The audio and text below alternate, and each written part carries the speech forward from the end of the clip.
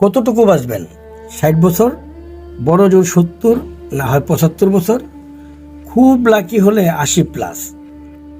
এক বছরে 365 দিন হয়, প্রতিদিনে 86,400 সেকেন্ড।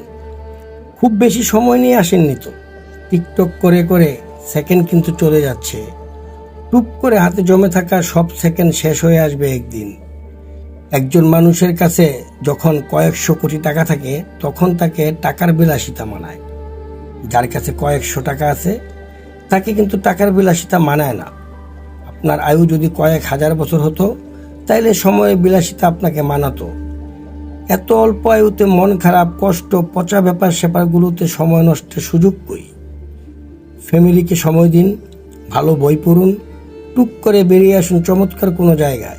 রাত জেগে আকাশ দেখুন, ভোরের সূর্যোদয় দেখুন, সন্ধ্যায় পাখিরা কিভাবে